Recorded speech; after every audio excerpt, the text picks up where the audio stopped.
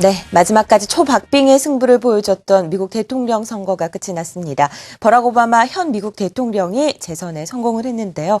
오늘부터 이틀 동안은 오바마 대통령 집권 2기를 맞아서 미국 경제 정책에 대해서 전망해보는 시간 가져보겠습니다. 한국경제신문 한상춘 논설위원과 함께합니다. 안녕하십니까? 예, 안녕하십니까? 네, 근소한 차이긴 했지만 오바마 대통령이 당선될 것이다라는 얘기가 조심스럽게 예상했던 부분이다라고 볼 수가 있겠는데요. 이번 오바마 대통령이 연임된 데는 어떤 요인이 좀 작용을 했다고 생각하시나요? 예. 득표율로 보면 근소한 차이지만 네.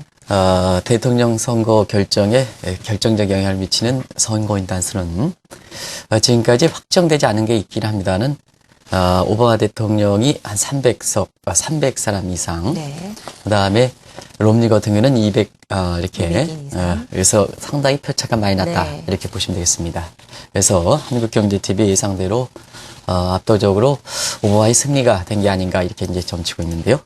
결과적으로 4가지 점입니다. 누누이 말씀드렸습니다는 민주당의 지지층이 위기 과정에서 중산층이 밑으로 몰락하는 과정에서 민주당의 지지층이 확대된 것이 결과적으로 보면 가장 큰 수용 요인이 아닌가 이렇게 보고 있습니다. 또 한 가지는 이해관계가 있다 하더라도 역시 미 국민들은 마지막까지 선진 국민의 의식을 보여준 게 아닌가 생각합니다. 지금 상태에서 금리가 완전히 극복되지 않은 상태에서 정권 교체가 되면 위기 극복의 마지막 과제를 이렇게 해결할 수 없거든요. 그래서 마지막 남아있는 위기 극복을 위해서는 정책의 일관성을 유지 차원에서 아마 힘을 실어준 측면이 있지 않냐 생각합니다. 그리고 선거 막판에 통계 조작 문제가 있었습니다는 역시 미국의 선거 결과에서 집권당을 평가하는 가장 중요인 미절 인덱스 경제 고통 지수에서 지금 물가가 안정되어 있기 때문에 누누이 말씀드리는 고용 통계가 상당히 중요하다 이렇게 말씀드렸는데요. 역시 선거 이렇게 직전에 9월 그다음에 10월에 실업률이 7% 떨어진 것도 결과적으로 보면 오바마 대통령이 승리한 결정적 요인이 아닌가 생각합니다. 마지막으로 이혼을 많이 꼽는데요. 우리 대선과도 상당 부분 관심이 있을 거로 이렇게 봅니다. 역시 온정적 자본주의 평안. 이 온정적 자본주의라는 것은 중하위 계층에 대해서 건강보험이니 이민이 낙태니 그다음에 부자를 증세를 해서 가난한 사람들한테 이렇게 하는 이런 온정적 자본주의에 대해서 선거 전략이 승리한 것 이런 것이 결정적으로 선거인단 수면에서는 오바마 대통령이 압도적으로 승리한 배경이 된 것이 아닌가 생각됩니다. 네, 잠시 말씀을 해주셨지만 이 집권위기 오바마 대통령의 가장 큰 과제는 남아있는 금융위기의 해결이라고 볼 수 있겠죠. 네, 당선 수락 연설에서도 네. 가장 먼저 언급한 것이 역시 금융위기에 남아있는 과제를 극복하는 거다 이렇게 보셨습니다. 사실 그렇거든요. 지금 금융위기 극복은 당초 예상보다는 상당히 빨리 극복하는 겁니다. 이번에도 오바마 대통령이 당선되는 데 있어서는 일부에서는 그 금융위기 극복이 잘 안 됐기 때문에 오바마의 당선을 점치는 시각들이 상당히 좀 초반에는 부정적이었습니다는 선거 결과를 보면 금융위기 극복이 당초 예상보다 상당히 빠르지 않았냐 하는 이 대목에 표를 던진 것이 아닌가 생각합니다. 현재 그 국제 시각에서 보면 금융위기를 유동성 위기, 그 다음에 시스템 위기, 그리고 실물경제 회복 이걸 3단계로 본다면 사실 7분 흥선은 지나간 것이 아닌가 이렇게 보고 있습니다. 그러면 남아있는 3분 흥선 같은 경우에는 시청자분이 이렇게 생각하실 수 있겠습니다. 3분 흥선 다 극복되지 않았냐 하는데요. 당초 예상보다 빨리 극복했으면 그만큼 재정 지출이 많아서 적자라든가 국가 채무가 누적된 거고 돈이 많이 불면 지금 물가는 안정돼 있으면 어딘가 그 돈이 이렇게 잠복돼 있기 때문에 물가의 기대 심리가 상당히 높은 상태거든요. 이런 것을 후유증을 처리하는 것이 보통 출구 전략이라고 얘기하지 않습니까? 네. 그러면 출구 전략과 남아있는 극복 과제를 이렇게 해야 되는 문제가 있기 때문에 마지막 3분 흥선이 굉장히 어렵습니다. 시청자 여러분도 군에 갔다 오신 분 같은 경우에는 고지를 점령할 때 7분 흥선, 8분 흥선은 비교적 쉽게 가더라도 마지막 10분 흥선 갈 때는 숨이 이렇게 차서 사실상 그 3분 흥선이 고지가 저 앞인데도 불구하고 이렇게 극복하지 못하는 이런 게 보통 많이 경험하셨을 거로 보이는데요. 바로 그에 해당된다 이렇게 보시겠습니다. 네. 그래서 남아있는 3분 흥선 극복하기 위해서는 많은 힘이 들 거다 하는 것을 말씀드립니다. 금융위기에 이어서 가장 민감한 것이 재정적자, 국가 채무를 어떻게 해결할 것이냐 하는 부분입니다. 사실 이 재정 절벽이 오바마 대통령이 당선됐을 때 가장 큰 약점이다라고 짚었던 부분이죠. 네, 그렇습니다. 우리가 지난 그 두 차례에 걸쳐서도 말씀드리면서 전반적으로 오바마 대통령이 당선될 때는 증시라든가 경제 측면에서 상당히 도움이 된다 하는 것을 말씀드리면서도 결국은 재정 절벽 문제를 어떻게 해소할 것이냐 하는 이 측면을 좀 말씀드렸는데요. 특히 어제 같은 경우는 오바마 대통령이 버냉키를 임명한다 하더라도 통화정책 측면에서는 순조롭게 간다 하더라도 역시 재정 절벽 문제가 관건이다 이렇게 보시는 말씀드린 적이 있습니다. 역시 그러한 것을 오늘 미국 증시에서 고스란히 반영한 것이 아닌가 이렇게 보고 있습니다. 오바마 대통령이 당선되긴 했지만 역시 재정 절벽 문제가 불거지면서 오늘 비교적 미국의 주가가 많이 떨어졌지 않습니까? 네. 결과적으로 보면 이론적 근거에서는 이렇습니다. 오바마 대통령 같은 경우는 재정 적자라든가 국가 채무 문제는 크루그만 독트린을 해서 긴축보다는 롬니가 이게 이 선거 전략에 실패했던 부분이거든요. 어려울 때 긴축을 하면 더 어려워지지 않느냐. 특히 없는 사람이 더 어려워지지 않느냐 하는 각도에서 성장과 경기 부양을 주장했던 오바마 대통령 민주당의 선거 전략이 여기서 이렇게 많이 그 표를 얻는데 결정적 역할을 했다 이렇게 얘기하거든요. 네. 문제는 그렇습니다. 행정부 차원에서 재정 정책을 강구하는 차원에서 사실상 크루그만 독트린대로 성장을 통해서 이렇게 경기를 부양한다면 행정부 차원에선 재정 절벽 문제가 해소될 가능성이 높습니다. 왜냐하면 법정 한도를 확대하는 문제이기 때문에. 그러나 이 법정 한도를 확대하는 문제는 결국 의회의 승인을 거쳐야 되거든요. 그런 측면에서는 하원은 어떨까 했을 땐 하원은 공화당이 많습니다. 이게 미국의 견제와 균형 원력이 잘 선택된다 고 보시면 되겠는데요. 결국은 재정 절벽 문제와 관련해서 법정 한도를 확대하기 위해서 사실 오바마 정부의 집권 2기를 맞아서 최대 과제가 되고 있는 법정 한도의 확대 문제에 대해서는 역시 하원의 공화당 다수를 차지하는 하원에 이렇게 결정적인 협조를 얻어야 되는데요. 이번 선거 과정에서 민주당과 공화당의 어떻게 보면 박빙을 치르는 과정에서 결과적으로 보면 공화당과 민주당 사이에 이렇게 골이 좀 깊어진 측면이 있거든요. 이런 점을 우려를 해서 결과적으로 의회의 특히 하원의 승인을 얻기에는 좀 힘들지 않겠느냐 하는 각도에서 오늘 주가가 이렇게 반영했다 이렇게 보시면 됐습니다. 오바마 정부가 직접 관장할 사항은 아니지만 앞으로 통화 정책은 어떤 기준을 세울 것으로 보이나요? 결국 재정 절벽 문제가 미국의 하원에서 상당 부분 승인을 또 협조를 얻기에는 좀 힘들다 본다면 역시 버냉키 장이 남아있는 위기 극복이라든가 경기 회복을 위해서는 통화 정책에 더 의존할 수밖에 없습니다. 그런 상황이 당분간은 지속될 거로 이렇게 보이는데요.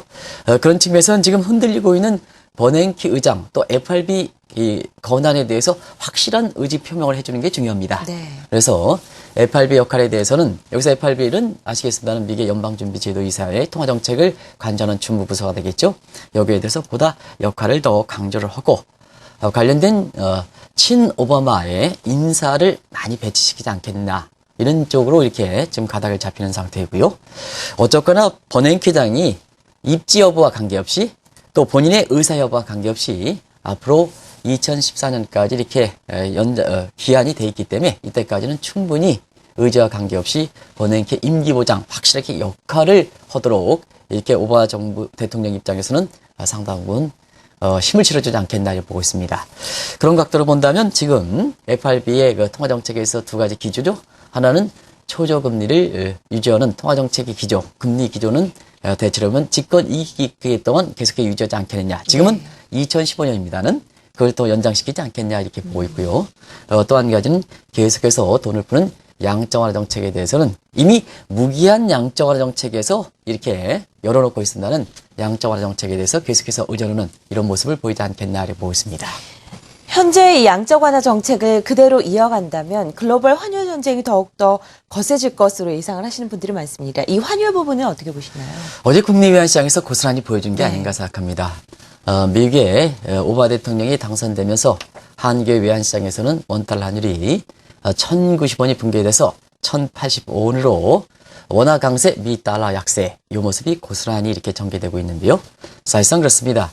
앞서 말씀드린 같이 보다 통화 정책에 의존하고 금리가 더 이상 내릴 수 없는 상태에서 양적 완화 정책에 이렇게 한다면 달러 공급이 그만큼 증가한다는 의미입니다. 사실상 오바마 대통령 입장에서는 집권 1기의 출범 초기에도 시청자 여러분 잘 아시겠지만 고용 창출 위기 극복을 위해서 수출이 중요하다 해서 달러 약세 정책을 은근히 유지했던 상태거든요. 그런 각도에선 집권 2기에 남아있는 과제를 위해서는 전통적으로 경기를 부양시킬 수 있는 위기를 극복할 수 있는 수단이 없는 상태에서 보면 결과적으로 보면 달러 약세를 이렇게 더 유지할 수밖에 없습니다. 그래서 돈을 풀더라도 풀린 돈이 환수하지 않는 태환 정책을 이렇게 추진할 걸 이렇게 보이는데요. 결국 양적 완화 정책에 풀린 돈을 환수하지 않는다면 태환 정책으로 외환 쪽에서 정책적으로 이렇게 간다면 통화 정책, 양적 완화 정책, 외환 정책에서는 풀린 돈 환수하지 않는 태환 정책으로 간다면 미 달러 약세는 불가피하지 않겠느냐. 이런 과정에서 브릭스 국가를 중심으로 해서 사실상 집권 2기에 이런 정책에 대해서 어떻게 반응할 것이냐 하는 문제가 향후에 글로벌 환율 전쟁의 지속 여부 이 문제를 이렇게 결정하지 않겠나 보고 있습니다. 투자자 입장에서는 아무래도 월가 정책을 어떻게 세우느냐가 가장 관심이 가는 부분입니다. 어떻게 예상하시나요? 월가 정책에서는 주가는 우호적이다. 네. 그러나 제도라든가 금융의 도덕성 문제는 비우호적이다. 이렇게 부시됐습니다. 그래서 오바마 대통령이 선거인 단수로 압도적으로 당선되다 보니까 월가의 반응이 상당히 냉담한 분위기고 주가가 오늘 300포인트 이상 떨어졌던 결정적 요인이다. 이렇게 보시면 되겠습니다. 아무래도 미국은 주가를 좀 끌어올리는 측면에서는 오바마 대통령도 사실 우호적으로 갈 수밖에 없습니다. 왜냐하면 앞서 말씀드린 같이 경기 부양선이 제한된 상태에서는 주가를 올리고 부동산 올리고 해서 소위 부의 효과에서 추가적으로 경기를 살려야 되거든요.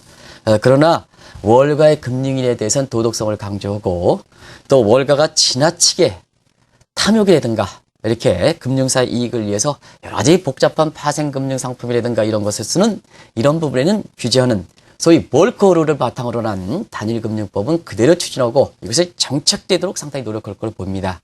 그래서 시장 위에서 활동하는 부분에 대해서는 자유롭게 인정한다 하더라도 그래서 주가가 올라가는 부분에 대해서 그렇게 부정적으로 보지 않는다 하더라도 인프라 측면에서 금융인의 도덕성이라든가 제도적 측면에서는 상당 부분 사실 국민들 입장에서 이 제도의 틀을 바꿔나갈 거렇게 보이기 때문에 마켓 위에서 활동하는 사람은 자유롭게 하되 거기를 관장하는 공정한 게임 룰을 하는 제도적 측면에서는 상당히 강화돼서 향후의 증시 방향에 대해서는 상당히 이중적 태도를 보이지 않겠나 보고 있습니다.